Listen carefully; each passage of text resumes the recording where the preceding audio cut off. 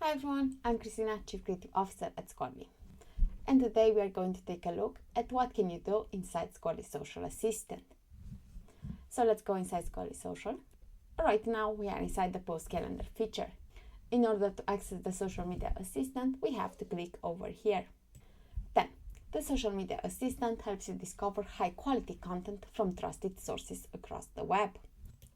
So we can search for content over here by entering any topic, like so. And then we have some filters. Over here we can select an interval for the results.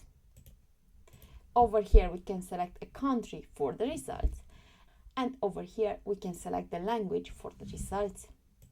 Then all that is left to do is click over here on the search button. And now we can see our results over here. We have the title of the article over here. By clicking on the title, we are taken to the source, so we can check the source and see more details.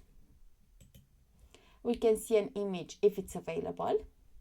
We can see the source over here, and we can add it to our post groups by choosing a post group from over here from the drop down and then clicking on this button.